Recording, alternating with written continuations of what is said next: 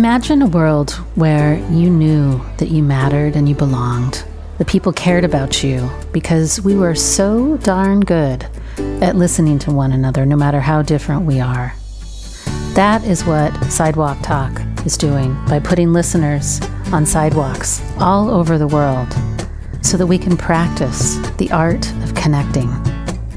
Join me, founder and director Traci Ruble, as I interview experts on the fine art of human connection and interview some of our volunteers who've been listening on the sidewalk and even some of the folks that we've listened to. And if you want to volunteer, consider joining us at sidewalk-talk.org. What can I say about Amanda Ripley? You know, we had this conversation a long time ago, and some of you who came to the Facebook Live watched this conversation, and we're bringing it to you on the podcast now. And I hope what it does is it gives her book another boost, because frankly, I believe that every human on the freaking planet needs to buy this book. If you have any interest in democracy surviving, I actually think her book is story and heart speech for how we get out of these conflict conversations. But it's not like a bullet pointed how-to book. It really tells these gripping stories that will change you from the inside out. She's a journalist and she's an author. The book title is called High Conflict: Why We Get Trapped and How We Get Out. And she writes for really smart newspapers and magazines. And I got to have a conversation with her, gosh, I want to say right after Donald Trump was elected president. And I was really feeling a lot. And she was feeling a lot. And we were introduced. And I didn't even have a podcast at the time, but I just felt like we wanted to be in connection. I find her to be somebody who is so present and centered. I gain so much just by being in connection with her because there's such a deep conviction to how we hold space for other people and how we really devote ourselves to not getting caught in what she calls conflict entrepreneurship. Conflict sells.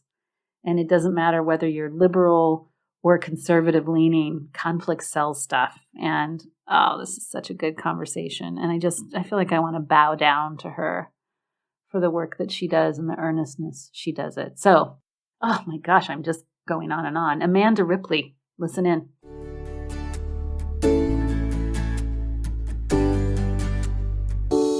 I'm really excited to introduce you to Amanda Ripley, and I'll tell you why. Because Amanda is a really generous listener. I mean, I think it was 2.5 years ago that you and I spoke, and I felt like you were really genuinely interested in what Sidewalk Talk was doing. And you're a journalist. You're also a really good writer. I've been reading your book. Thanks. You know, and you're actually a great storyteller. Some people write nonfiction books and they're a little sleepy. But this book, High Conflict: Why We Get Trapped, is really good. So I want to give everyone a kind of a overview on who Amanda Ripley is, why you became a writer to start with. I want to learn that narrative. So say a little bit about you and becoming a writer first. Yeah, well, I was born in Arizona. I grew up in New Jersey. And like a lot of people, it was some teacher who told me I was good at something that made me want to do more of it. So it was an English teacher named Ms. Venanzi at Lawrence Public High School who said, and she was tough. The rumor, I don't know if it's true, was that she used to be a nun, but something had happened. No one knew what. And she was just tough. She pushed everyone. She was kind of, a hard ass, if I can say that. Can I say that? That's what she was. And so when she said I was good at something, it really meant something, that I had potential as a writer. So, it sort of sounds lazy, but I was like, well, I might as well do the thing that is easier for me than the things that are hard. But I started writing more, and then in college wrote for the newspaper. And, I still find writing to be really challenging.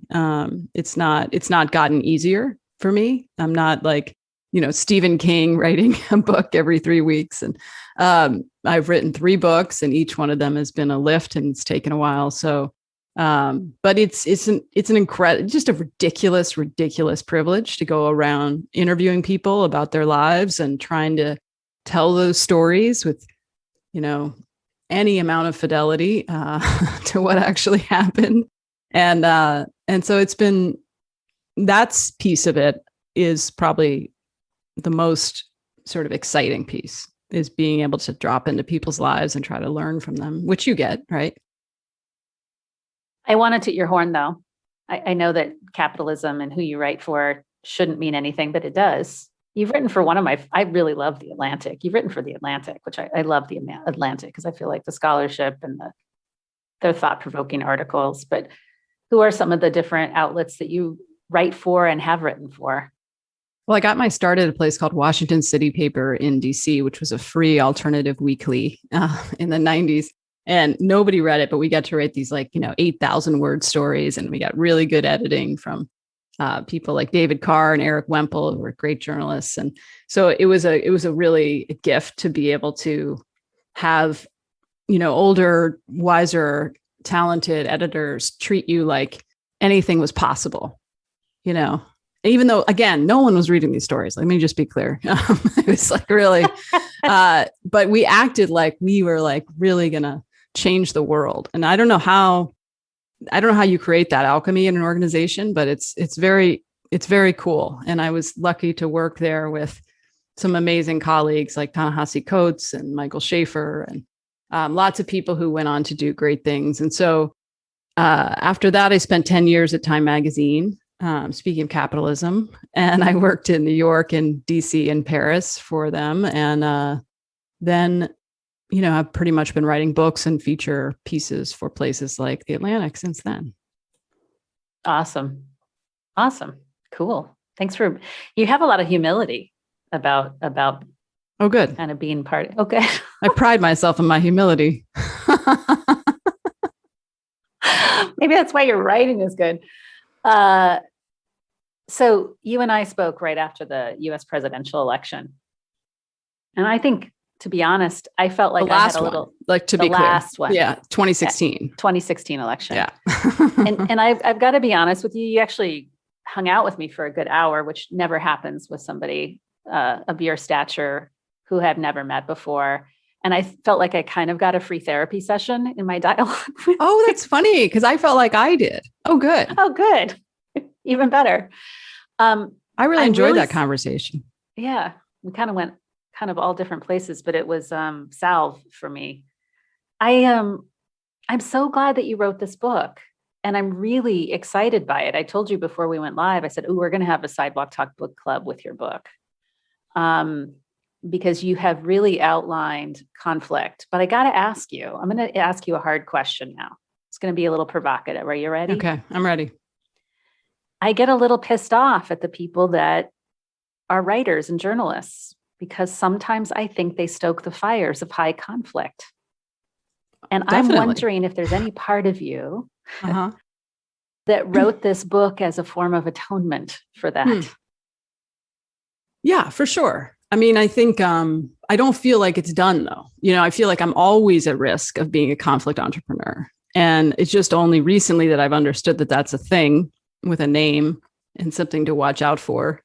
So yeah, I mean, I think it's less atonement than evolution. Like, it's sort of an awareness of how people and pundits and obviously, platforms, companies can exploit conflict for their own ends. And sometimes it's for profit, but I actually think much more insidious is it's for attention. It's for camaraderie, for a sense of purpose, right? To feel like you matter, I mean, that's why everyone wants to go viral on TikTok, right? They want to matter. So there's some deep fundamental human needs behind that, which, we all have, and I can't fault us for having. The problem is that we've sort of designed a lot of institutions, including many news media outlets, to really incentivize throwing jet fuel on the conflict, right? Like that kind of tweaking of the conflict, delighting in every twist and turn, that kind of thing. There's no disincentive, right? Like, it feels like out of balance. And I do think we could design, and people are designing, different kinds of social media platforms and sharing platforms and other things, right? You can design for a better conflict instincts, just like you can for our worst, but we've sort of gotten really out of whack, I think. Do you think? Yeah, I'm still like on conflict on entrepreneur, entering that word into it's going in and I'm keeping that one. Yeah, the next thought that I have in listening to you is like, wow, yeah, I'm listening from a psychological lens, that deep wound to matter and how it actually is a participant and a player in this high conflict that you describe in your book. That there's a way, I think Brene Brown uses a phrase, maybe it's not hers and she's using someone else's, called common enemy intimacy, where like that. I hadn't heard that. Yeah, where we find intimacy by finding a common enemy, which to me is like, the cheap way to get intimacy. It's like gossip, basically. It's gossip, right? I mean, this happens a lot with couples. Like if it's great with couples when I become their enemy, because then that makes them stay really close together when I'm seeing them. They're like, cool, we're just going to make Traci the jerk. Then we're not going to be rude to each other because we're going to feel we have common enemy intimacy. Huh.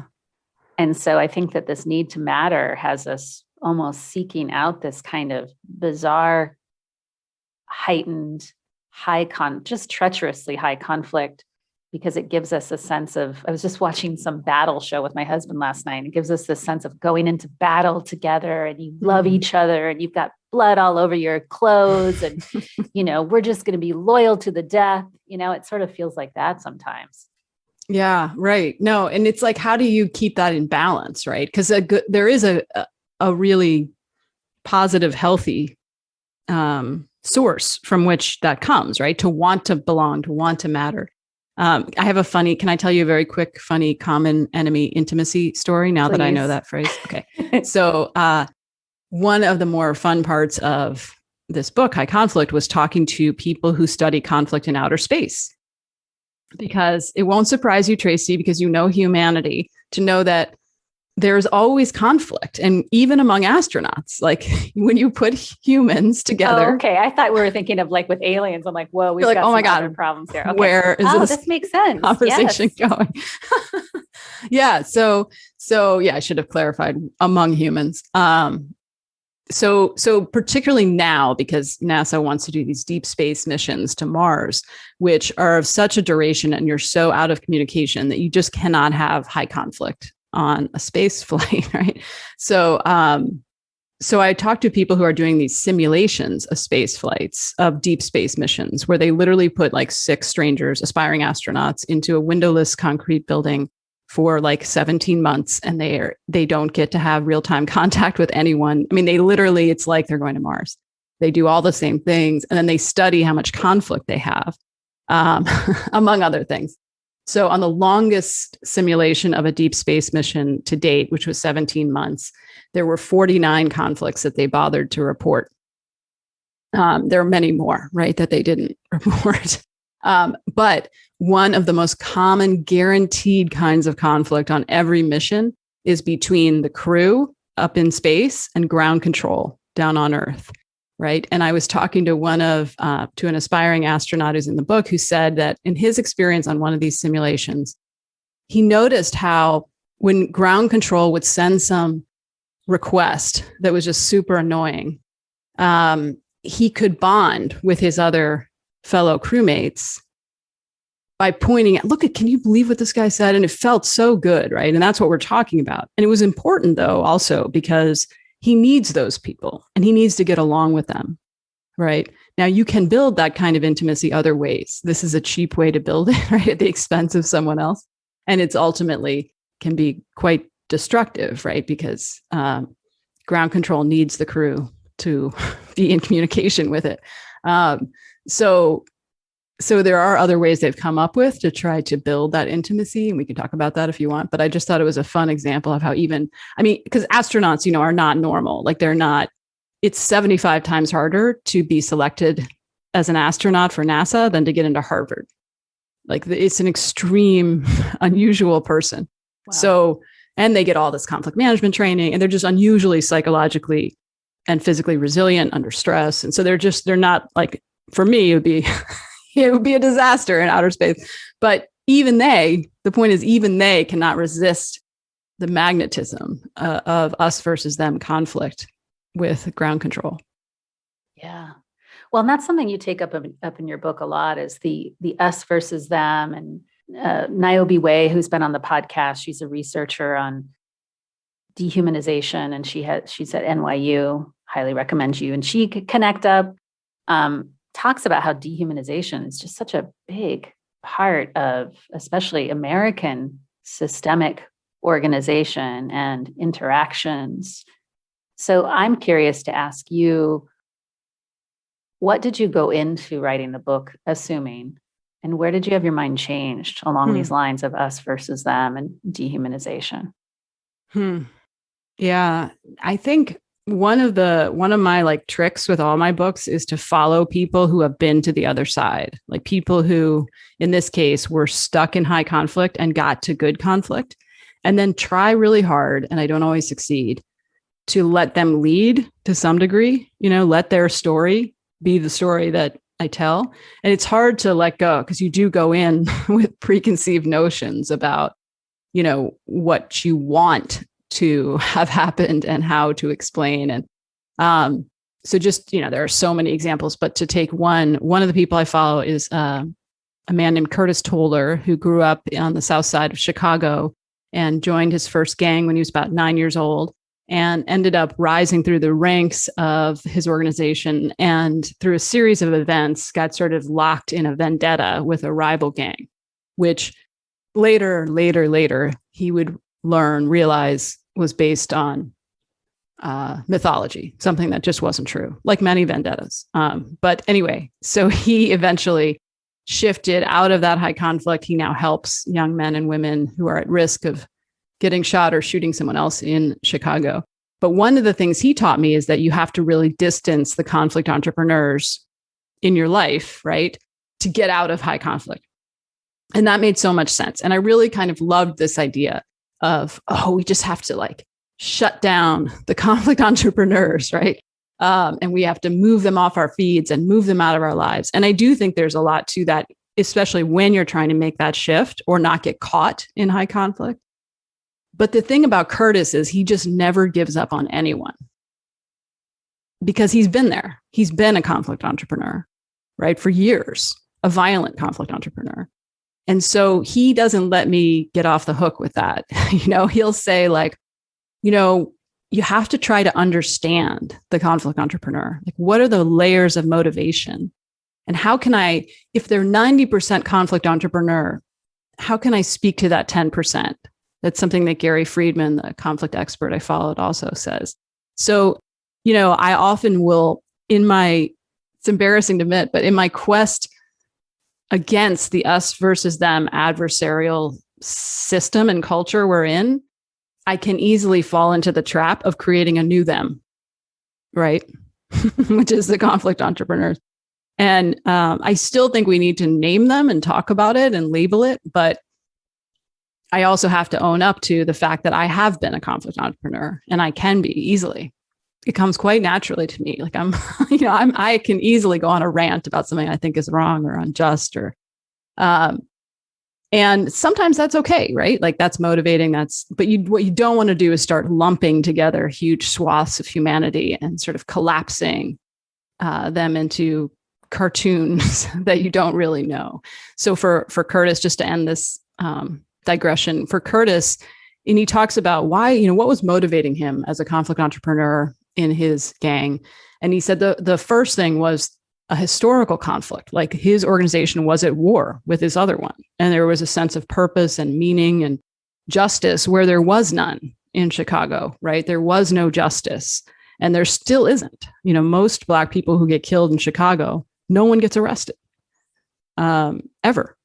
So this was a way to claw back some justice and purpose and meaning. But then what else? Underneath that, this is the amazing thing about Curtis, is he can keep going. Underneath that, there was a profit motive, conscious or subconscious. He wanted that organization off of his territory because he was selling narcotics in that territory, right? And it was just a lot easier for him to literally exploit the conflict for profit, right? But then this is my favorite, most complicated reveal, as he says, also it was his internal conflict in him. And he learned that until you deal with your internal conflict, you'll keep having external conflicts, you know? And so for him had witnessed and been exposed to a huge amount of violence. His mom was the victim of domestic abuse for many, many years and ultimately murdered. And until he was able, willing, and in a place where he could start to deal with that, with a counselor, he couldn't deal with the external conflict, right? And that's what he tries to help young men do today, is reckon with that paradox. Like, you'll never get out of external conflict until you work on the internal conflicts. Dang. I mean, Curtis just made a bid for therapy for the entire planet. Because isn't Correct. that I think good therapy, hopefully, isn't just about symptom reduction, but wrestling with those paradoxes. And what I hear you saying is the way that I confront not creating another us versus them dynamic by lumping all conflict entrepreneurs into this narrative of the bad guy is to also wrestle with my own paradox, which is I have a conflict entrepreneur inside of me. I mean, I do too. I've had to wrestle with this with Sidewalk Talk. Every time Sidewalk Talk gets attention, I go, ooh, that part of me that wants to feel like I matter just got a little pat on the head. And now I want more, right? And then I have to really slow my roll and go, hey, you're going to sign up for some stuff that's going to be out of alignment with your values. And then I have to go back to an inner wrestling again. But so Curtis signs up, though, to do this inner wrestling. You sign up to do this inner wrestling. I sign up to do this inner wrestling. Most people don't want to. I feel like that's why we're in this situation. We'd rather just continue othering. Mm-hmm. Yeah. No, I guess I think a lot of people would rather continue othering. I'm not sure it's most people. That's where I'm not sure. I mean, I think most people, like, really, if we're looking at the whole population of the globe, the evidence suggests from polling and other things that most people are exhausted by the kind of conflict, by the vitriol that we are seeing in many countries, right?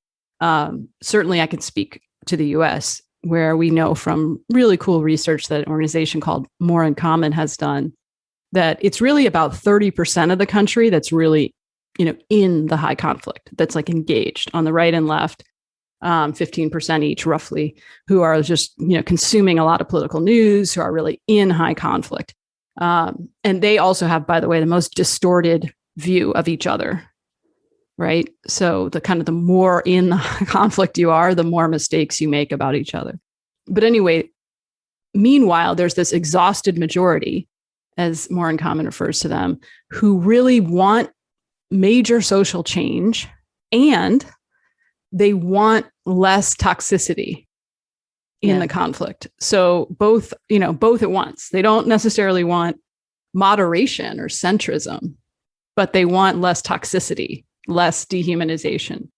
And there's a real, I think, craving, hunger for that. Mm-hmm. And it's led to a lot of people to just tune out of politics and stop reading the news because they're not getting it, Yeah.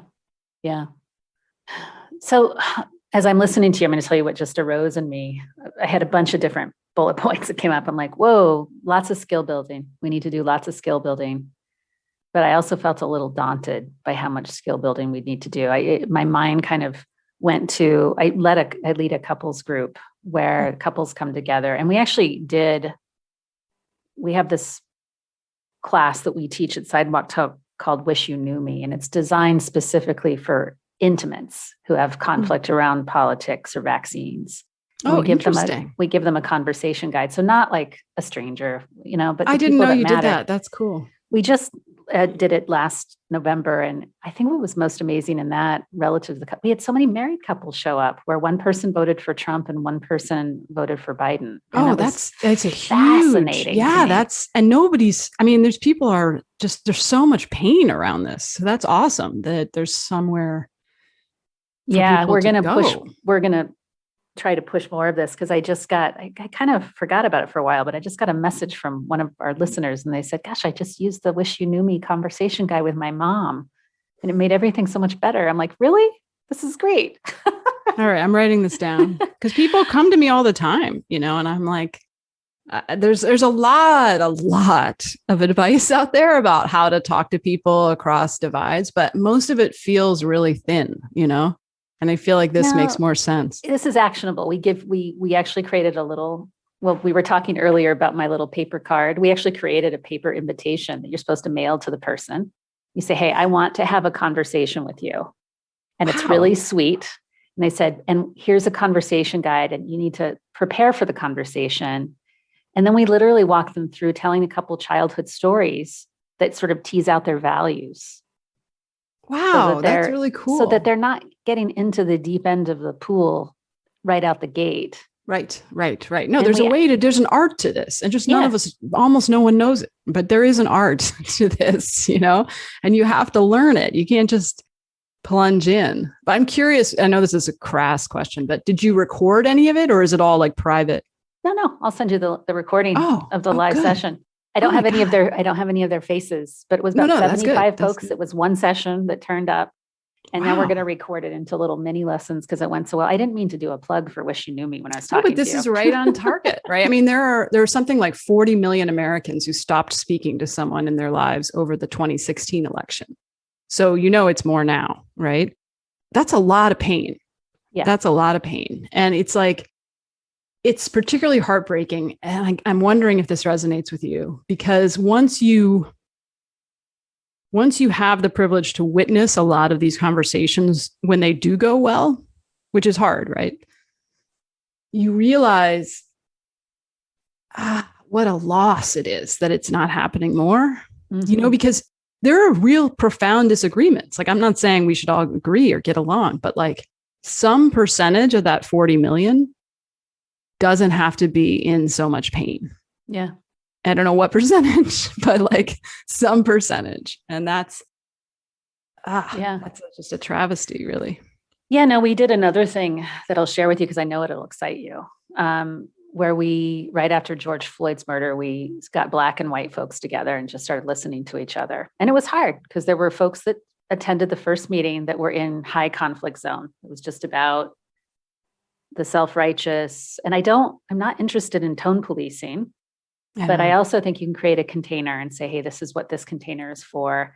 And if you need a different kind of container, we're going to have to find another container, not to say that your anger or your righteous indignation is wrong. This is just what this particular container is for.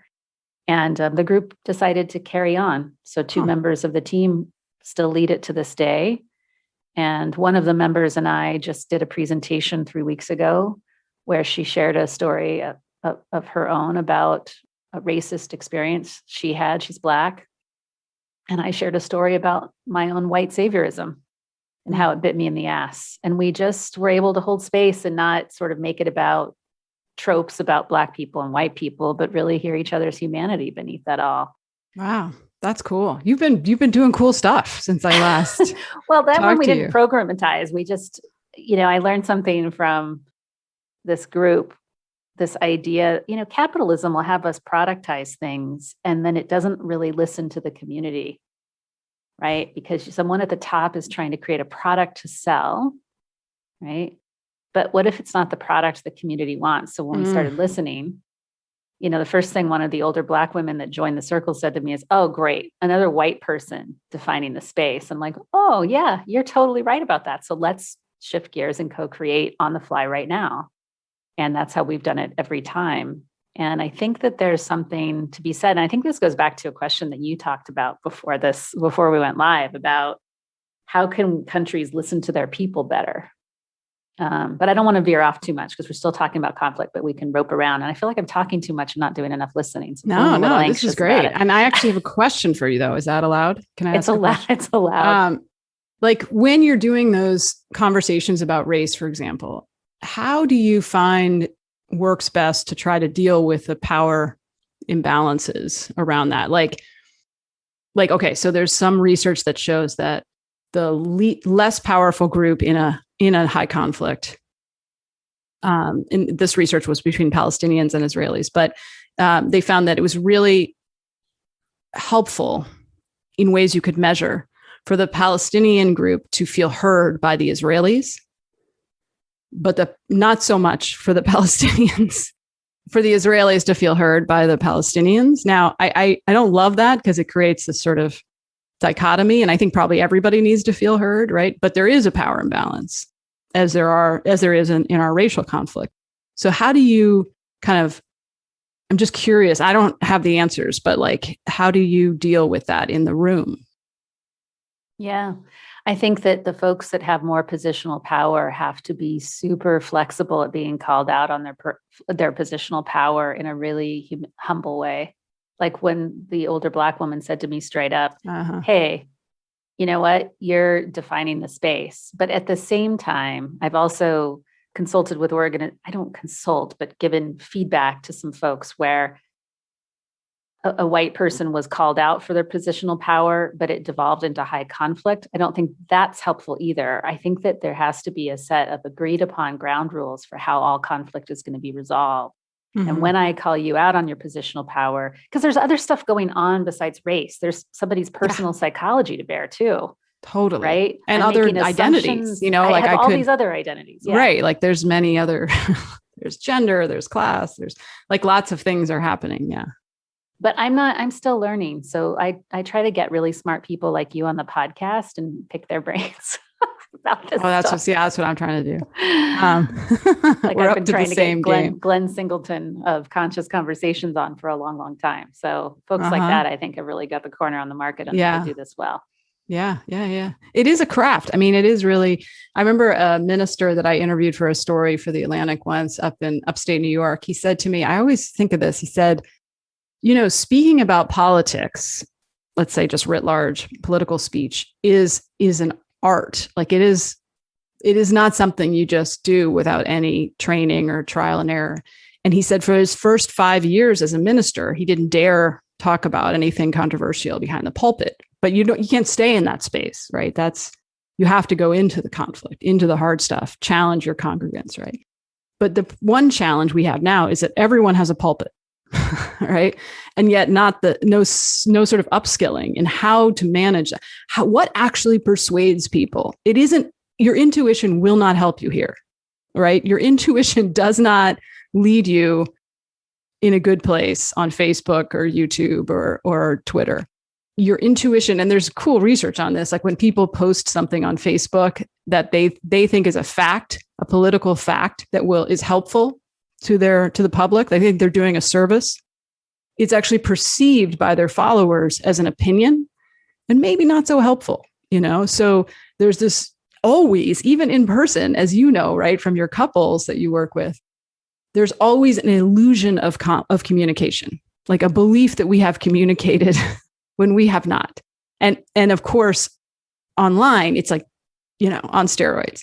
So it's sort of like we are with these platforms where we were with cigarettes in the 1950s, right? There's just sort of a, madcap, revelry, but without any awareness of the harm and ways to like put guardrails on it and prevent the most vulnerable from getting just destroyed.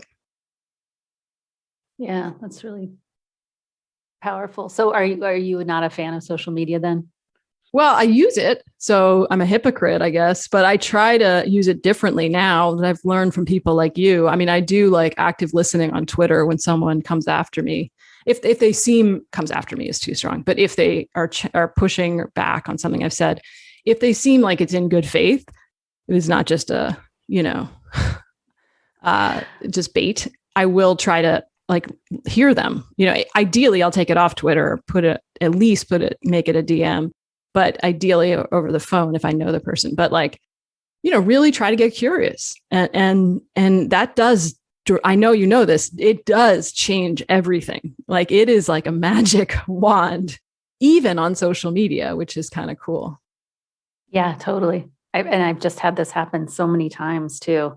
I also, though, I don't know if you experience this, but I do have to make sure I'm in the right frame of mind because you have to be super intentional to listen that way on social media. For whatever reason, it's just so easy to forget the humanity of the person through the screen and the tapping with your thumbs, Totally. Yeah. It's like too quick. It's like an automatic weapon, like you need time to reload. Like that's not right. That is not how the human brain should be managed. I do have to give this shout out because just because I like you and I want to be excited about the same stuff. But the person that I go follow their social media feed whenever I'm feeling down about our capacity or my own capacity to listen is Rain Dove, the trans activist. They're a model. And I have never seen a human in my life having the capacity to listen the way Rain Dove listens. Wow. And it will make you cry. That's a high compliment from you. They will respond to an aggressive parent complaining about how they supported their trans kid and getting like a chest compressions. And I've never seen someone with the capacity to empathize. Wow. They're my biggest hero right now, frankly, to be honest. So wow, that's awesome. Yeah, so because it shows it is possible to do this. Oh, and you could design things to make it easier, right? To make it the norms, right? Like the norm, as opposed to like an extreme rarity. Is this? Yeah. Are we talking Instagram? What are we talking about? Instagram. Okay. And Facebook. They'll oftentimes screenshot text exchanges that they have with other parents. So go check them out. That's cool. Who are your heroes?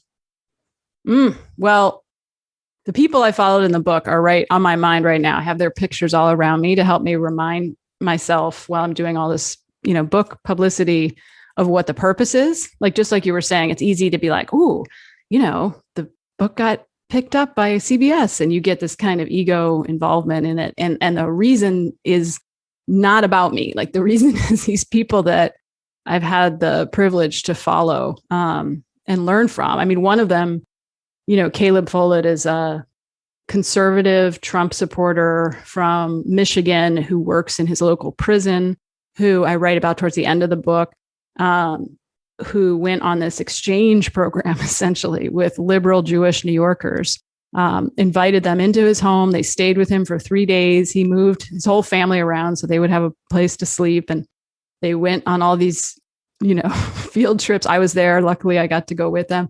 And they went to a firing range and they went to a prison museum and they had a lot of hard conversations about race and immigration and policing. And it was like unlike anything I've seen up close. I mean, they're both sides, the conservatives and the progressives in this group, had a lot of fear going into it. Like, are we crazy for doing this? Like Caleb's friends were like, you're crazy to have a bunch of like strange New Yorkers come into your home. Like, haven't you heard about Antifa? That was and the New Yorkers were like, couldn't sleep the night before they flew there. And there was a lot of fear. And Caleb, when I was writing the book, Caleb and I disagree on many, many things. And I truly enjoy his company and he teaches me things. It is really hard, given how segregated we are politically as a country in the United States. It is really hard to stay curious and get surprised and realize how little you understand. So having this friendship with Caleb has been, and his openness, right? Like he works like double shifts at this prison. He has no time and he has like 3 little kids. It's crazy. And he read the whole book when I asked him to and gave me we spent 4 hours on the phone where he would laugh and point out the things I was saying that were like incredibly off-putting to conservatives. Some of them, which I did not know, I did not mean to be alienating, right? Some of them I did mean, right?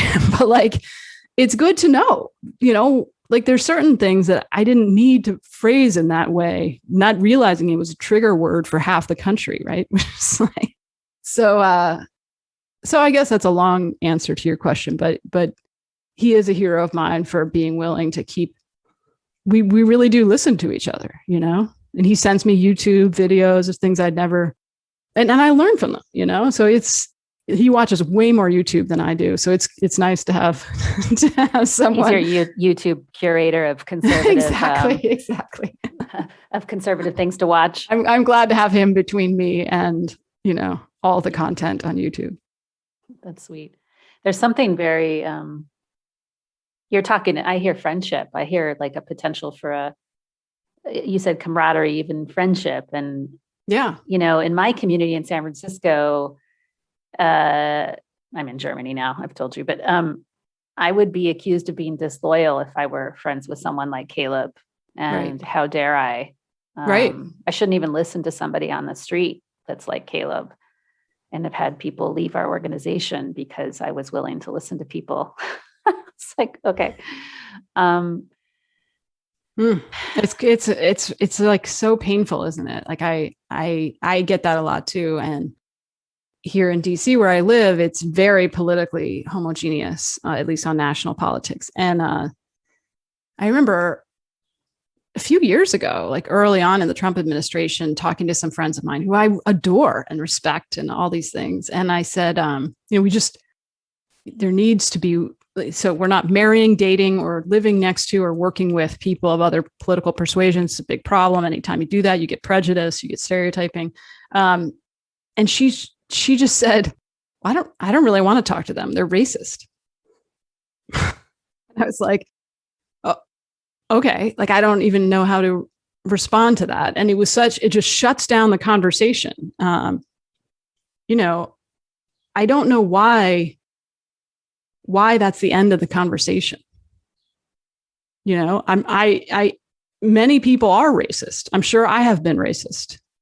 And does that mean that we can't do better? Like, I'm sure shunning these people will not help the racism. Do you know what I mean? Like, whatever, there was a great piece out. I think it was can't remember if it was Slate, but it was like years ago where it was like, calling someone a racist does not make them less racist. And that was the headline. And it was like all this research actually behind that, and should be obvious, but somehow has been lost. But yeah, there's a real lack of, yes, you shouldn't let people get away with saying racist things. And what do you say in response? Like, where is the skill, the craft, the learning, the education, the nuance, the sophistication, emotional, intellectual around what you say, how you respond to that? If you want to help, right? If you want to just feel amazing, like you're righteous and pure, then you can do that, right? You don't need any help. But like, if you actually want to fix this problem, let's talk about that. Woo, woo. I like that. You're saying, look, you can be righteous and call people out, and you don't need any training for that. We already seem to have the corner on the market of the righteous call out, whether it's about racism or it's about politics or it's about vaccinations or about mask wearing. It doesn't matter what it's about. What I hear you saying is we could make really lasting change that really solves racism in America or dehumanization of any kind by developing the capacity to dialogue differently, is what I'm hearing you saying. And that might be truer to anti-racist work than the righteous call out, because then you're really getting in there and rolling up your sleeves and getting your hands super dirty. Right. And also you get surprised. I mean, I have yet to have one of these conversations and not be surprised. Also get frustrated, also get angry, also feel scared, and be surprised. There's more going on in people than we think, right? Like, people are not one thing, just like I am not one thing and you are not one thing. So there's just a total absence of humility around it sometimes that I find. I mean, it is an orthodoxy. It's becoming like a religion, and that's scary. And I come from fundamentalist background. So anytime somebody starts to tell me that this is how to be righteous and pure, my whole system goes, ugh. Right. Oh, where God. that leads, right? Yeah. Terrifies me. Well, this has been a great conversation. I could talk with you for hours and hours. Same. I'm wishing you so much success with this book, and we'll do whatever we can to shout it out and get it in the hands of more folks. We're having this conversation during Mental Health Awareness Month, and I do think that the ways in which we didn't even scratch the surface of how much you talk about in this book and educating people about what happens in their brain during high conflict, which is so linked to mental health, right? This impacts our mental health. Totally. So your book is really a really great tool to also think about how all of these political conversations are impacting our mental health. So I'm going to just put a plug in, go buy it. And we're going to do a book club around it. And cool. We have a tradition here for how we we have a ritual for how we end our conversation together, which is I hand over the mic fully to you and invite you to speak directly to those folks around the world that have been listening on the sidewalks for 6 years, either a wish or words of wisdom. Someone 3 weeks ago sang a song, so you can really take it wherever you want. But speaking directly to those listeners, what might you want to say to them? Oh, I love that. So I have listened to your podcast, but I guess I haven't listened to the end because that's such a cool tradition. So what I would love to do is, I feel like people who have listened on sidewalks understand something that most of us do not. This is just a suspicion. And they understand that when you really listen to someone, even if you disagree, there is something that opens up. There's an opening that happens in your mind and in your heart. And most people who experience that kind of opening across a big difference want more of it. It's almost like a drug, like a very good drug. And so what I'd like to close with is a quote from someone I followed in the book. I told you about Caleb, the conservative that I followed. Well, there were also the Jewish liberals from New York City that I followed. And the woman who stayed with Caleb in his home in Michigan, and also opened up her home, her apartment in Washington Heights to Caleb when they came to New York City, is named Martha Acklesberg. Very, politically engaged, progressive, who helped start the women's studies department at Smith. And she said about this time, talking across these huge differences, she said, "I wish I could appear everywhere in my life the way I felt called to appear there, present, open, able to be surprised." Boy, that one takes my breath away. Amanda Ripley, we're going to put all kinds of comments in the thread on YouTube and Facebook so people can find you and find your book. I just want to say you've achieved your mission, which is to really center the stories of the people you followed. And I appreciate the way in which you're centering their stories. And I'm really grateful to you for writing this book. Thank you, Traci. Thank you for listening. Yeah. All right. Be well. You too. Thank you for being here and listening to this episode of the Sidewalk Talk podcast. If you like what you heard, tell your friends, tell your family, like and comment on the podcast publisher that you're listening from, and subscribe. This will help us get the word out about changing our culture to one of connection.